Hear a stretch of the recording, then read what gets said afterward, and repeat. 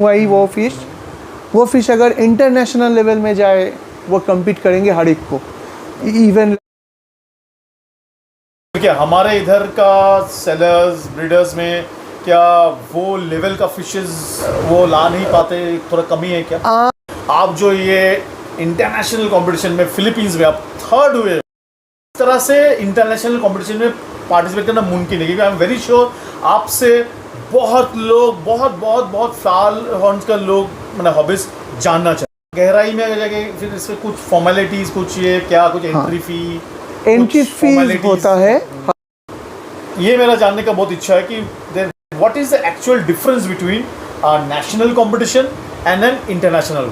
तो आप क्या बोलना चाह रहे हो? नेशनल में हम लोग बना नहीं सकते?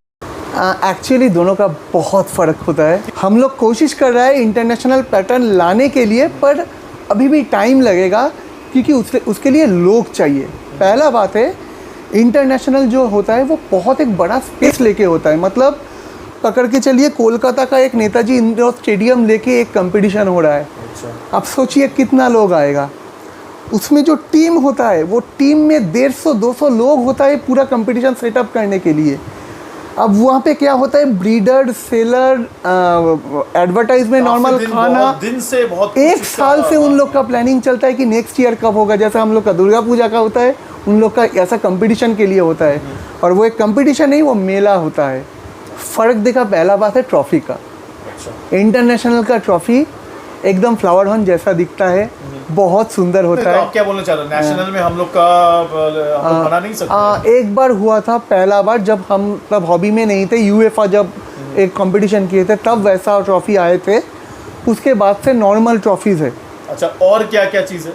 हाँ, सेकेंडली है इंटरनेशनल टूर्नामेंट में बहुत कैटेगरीज फिश होता है। यहाँ पे ओवरऑल कैटेगरी जीजी का होता है। अच्छा। वहाँ पे बहुत सारे कैटेगरीज होता है। सारे कैटेगरीज थे वहाँ पे, जैसे KZZ का अलग से कैटेगरी था, ओपन कैटेगरी था, काम्फा था, जीजी था, सेंसू का एक अलग सा कैटेगरी था। तो इतना सारा कैटेगरीज में वो स्प्रेड आउट हुआ है। और फिर जूवी, स्मॉल साइज, अच्छा, प्री जूवी में भी अलग अलग करके होता है। अच्छा, इधर में हम लोग को वैसा इधर में एक्चुअली उतना पार्टिसिपेंट्स ही नहीं मिलता है, स्पेशली कोलकाता के लिए हम बोल सकते हैं। तो ये बोलिएगा ना, आपको क्या लगता है इधर में हम लोग पार्टिसिपेंट्स उतना क्यों नहीं हुआ? स्पेसिफिकली यहाँ पे ना मेरे को लगता है सेलर्स लोग को बहुत फॉरवर्ड आना चाहिए, क्योंकि हॉबीज लोग के पास शायद कम स्टॉक होता है, वो बड़ा मछली प्रेफर करते हैं।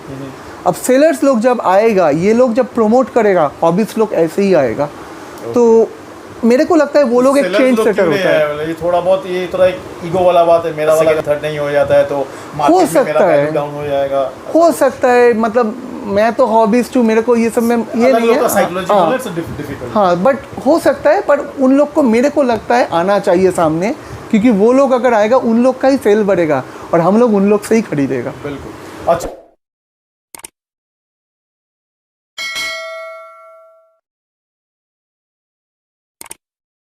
अच्छा, आप आते हैं सबसे इंटरेस्टिंग जगह पे, दैट इज कि आप जो ये इंटरनेशनल कंपटीशन में फिलीपींस में आप थर्ड हुए हो, all over the world third. तो ये आप पार्टिसिपेट कैसे किए थे? ये किस तरह से इंटरनेशनल कंपटीशन में पार्टिसिपेट करना मुमकिन है, क्योंकि आई एम वेरी श्योर आपसे बहुत लोग बहुत फ्लावर हॉर्न्स का लोग मैंने हॉबीज जानना चाहिए। इंटरनेशनली पार्टिसिपेट करना कोई बात नहीं है। अच्छा, सबसे बड़ा बात पूरा A to Z इसको थोड़ा डिटेल में बोलिएगा, प्रोसेस एकदम A to Z। First of all, आज नेटवर्किंग का युग है, सबके साथ कनेक्ट कर सकता है। बिल्कुल। तो मेरा भी ऐसा कनेक्शन हुआ है बहुत लोगों के साथ। हम थाईलैंड बोलो, इंडोनेशिया बोलो, वियतनाम बोलो, फिलीपींस बोलो, सब में कुछ कोई ना कोई है जो, मतलब जिसके साथ मेरा बातचीत होता है, इंटरेक्शन होता है नॉर्मली हॉबीज के हिसाब से। और अगर हम ये चीज़ देखा है, बाहर वाला अगर देखता है कि कोई हॉबीज़ में इंटरेस्ट है, उन लोग को शेयर करते हैं। तो मैं इसी दौरान बहुत सारा थैंक्स देना चाहता हूँ मार्टिन रेमो सर को और काइजन वेंग को। अगर ये दोनों नहीं होता, यस, और अगर ये दोनों नहीं होता तो शायद मेरे को पार्टिसिपेट करना ही नहीं होता। दे दीजिएगा, बिकॉज़ बहुत लोग हम लोग फैमिलियर नहीं हो। तो मार्टिन रेमो सर बेसिकली बोसरा पेट शॉप चलाता है एक। तो उसका भी एक दुकान है, उसका भी फार्म है, और काइजर वेंग का भी सेम है। और उसका मार्टिन फ्लावरन स्पेशलिस्ट ऐसा बोल। हाँ बोल सकते हो। फिलीपींस Breeder- में breeder है? नहीं। नहीं ब्रीडर नहीं, वो लोग ज़्यादा के ज़्यादा थाईलैंड से ही अच्छा। लेता है, क्योंकि थाईलैंड एक्चुअली आंकड़ा है इसका। बिल्कुल। बट जो भी है रीसेलर्स वगैरह पर ब्रीडिंग भी शायद करते हैं। पर वो मतलब जब कंपटीशन किया मेरे को पता भी नहीं था, वो मेरे को बोला कि यू कैन पार्टिसिपेट हियर। अच्छा यानी इतना सारा आपसे वाक्यालाप जो बोलता है करने के बाद एक आपको फल मिला, आपको हाँ। Open the doors for you. Right, तो बोला यू कैन पार्टिसिपेट हियर, तुम्हारा फिश का देखभाल हम करेंगे। तो हम ठीक है, दे इनकरेज्ड यू एक्चुअली। राइट, क्योंकि वो देखा मेरे पास वो ये था, हम उसको बार बार पूछते थे इंटरनेशनल में कैसे पार्टिसिपेट करें, जो कि बहुत लोग जो बहुत सारा हॉबिस्ट का ये ख्वाहिश है। तो फिर हमने गया। अब जब जीता उसके बाद और एक कोई ग्रुप आया मेरे पास फ्रॉम इंडिया और बाहर? फ्रॉम बाहर, फिलीपींस से ही आया। सॉरी हम वो नाम मेरे को मतलब उन लोग का नाम थोड़ा इधर उधर का होता है तो हम बोल नहीं पा रहा है। लाइक वो मेरे को आके बोला कि अगर इंडिया से कोई भी नहीं आते, हम हर एक कंपटीशन में जब पार्टिसिपेट करेंगे आपको मेरा टीम से आप मेरा टीम से पार्टिसिपेट करेंगे। मेरा टीम से मतलब वो फिलीपींस का टीम है, वो मेरे को उसका टीम में ले लेंगे और वहाँ से पार्टिसिपेट करवाएंगे। ओके तो that is the love I got from there and like extraordinary. और एक्चुअली मेरे को इनविटेशन भी मिला है, अगर फिलीपींस में कभी भी आएंगे तुम्हारे होटल का खर्चा नहीं है, सिर्फ टिकट काटो और यहाँ पे जाओ, ऐसा टाइप है। तो बस दैट्स इट कि यही बस प्रोसेस है। अब तो शुरू हुआ। और थोड़ा गहराई में जाके फिर इसमें कुछ फॉर्मेलिटीज, कुछ ये क्या, कुछ एंट्री फी, एंट्री फीस होता है, हर एक चीज़ में एंट्री फीस होता है। हाँ था वो इसके लिए था 1500 पेसो। तो 1500 peso equivalent to Indian rupees उस टाइम में चल रहा था 1.5 क्या? मतलब 1 peso 1 peso is equal to 1.5 rupees. तो अभी तो पेसो गिर गया है, 0.69 हो गया है। तो 1500 पेसो उस टाइम में 3000 रुपीज़ मेरे को एंट्री फी देना पड़ता है, पर अब तो 0.69 हो गया, बहुत कम हो गया है। तो अब अगर कंपटीशन होगा तो बहुत कम पैसा में होगा। और फॉर्मेलिटी नहीं में 2-2.5-3 हज़ार का एंट्री फी में हो जाता है। हाँ, पर जो प्रॉब्लम होता है ट्रांसशिप का। ठीक है, अब पेसो के लिए मेरे को एक बंदा मिला, वो भी यूट्यूब से ही मिला है, जो कि इंडियन है, फिलीपींस में रहते हैं। वो कन्वर्ट करके वहाँ पे पैसा दे देता है और फिर यहाँ पे भी कोई तो मानिए अगर किसी को ऐसा नहीं मिलता हो, जब बोल रहे हो कि यूट्यूब से जो पैसा का मतलब करेंसी वो एक्सचेंज कर देता है, ऐसा यानी किसी को तो मिलना पड़ेगा। और किसी को अगर नहीं मिला तो कुछ गवर्नमेंट की तरफ से यहाँ पे सपोर्ट नहीं मिलता है। हम लोग का इंडिया में कुछ लोग हैं और उन लोग का भी थाई से अगर फ़िश लेते हैं तो उन लोग का थाई का एजेंट होता ही है। और इंडिया में चेन्नई में बहुत सारा लोग हैं जिसके पास थाई लोग के साथ ब्रीडिंग मतलब डिटेल्स होता है, वहाँ से लाते हैं फ़िश यहाँ पे।